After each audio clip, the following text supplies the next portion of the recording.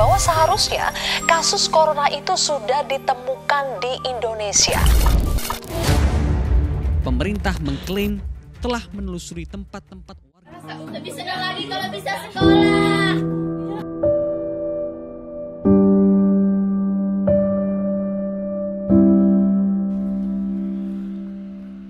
Wabah virus corona yang melanda negeri tak membuat pelayan pendidikan berpangku tangan. Berbagai terobosan dilakukan untuk merawatnya. Belajar dari rumah secara online, tatap muka dengan jumlah terbatas juga dilaksanakan hingga harus mendatangi murid di setiap pelosok negeri.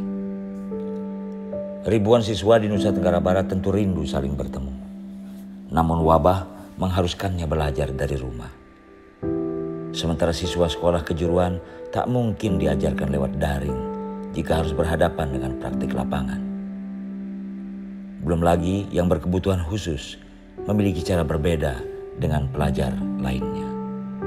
Jadi Merdeka Belajar adalah satu kata kunci yang Merdeka Belajar yang ditawarkan Menteri Nadiem Makarim dapat memberi solusi di tengah pandemi.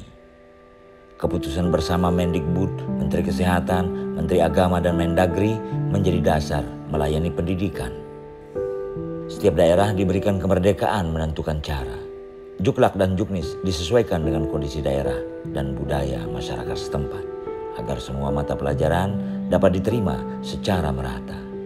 Dari kota hingga desa, bahkan dusun terpencil yang jauh dari keriuhan metropolitan. Belajar daring bagi siswa di kawasan ramah internet tentu tak menyulitkan.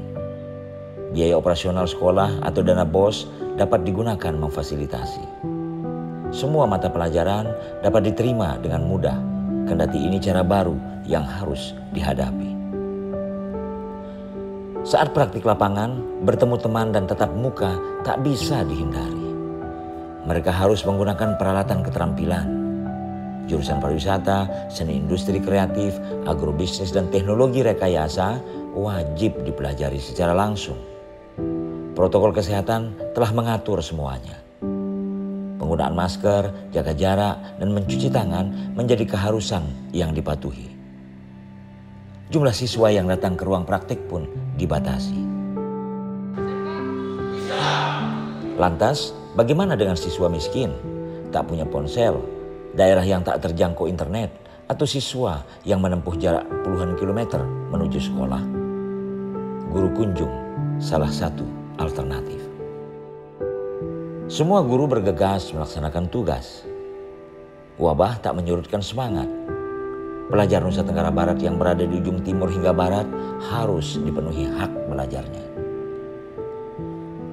Mereka bersepakat, guru, siswa, wali murid, bahkan kepala desa dan kepala dusun ikut terlibat.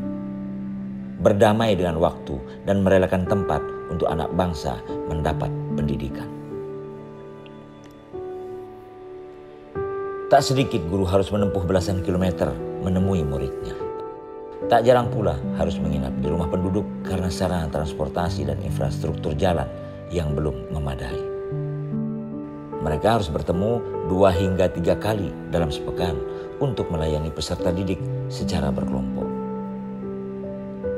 Belum lagi pelajar SLB, sekolah luar biasa.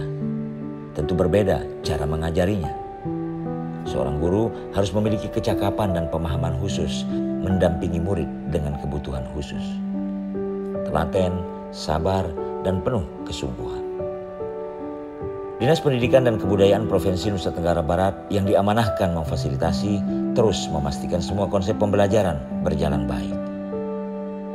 Kebijakan penggunaan dana BOS diterbitkan untuk memastikan pembelajaran tepat guna, tepat sasaran, dan tertib administrasi. Di Nusa Tenggara Barat terdapat 13.091 orang guru dan tenaga pendidik yang PNS dan non-PNS. Sedangkan tenaga kependidikan sebanyak 3.885 orang. Mereka melayani peserta didik di sekolah negeri dan swasta sebanyak 173.750 pelajar. Semuanya ditampung di 635 sekolah. Dan SLB sebanyak 42 sekolah. Dr. Haji Aidi Furqon yang dilantik sebagai Kepala Dinas Dikbud NTB bulan Maret 2020 bersamaan dengan virus corona itu mewabah.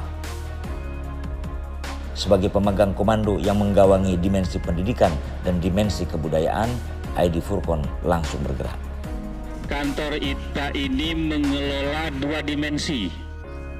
Dimensi pendidikan di satu sisi, dimensi kebudayaan di sisi yang lainnya. Dengan dukungan seluruh pejabatnya, Kadisdikbud ini menjalani hari di tengah pandemi. Penerimaan siswa baru dilalui dengan jalur dan sesuai prosedur. Memberi petunjuk dengan kewenangan yang dimiliki untuk memastikan seluruh aturan pendidikan berjalan tepat sasaran.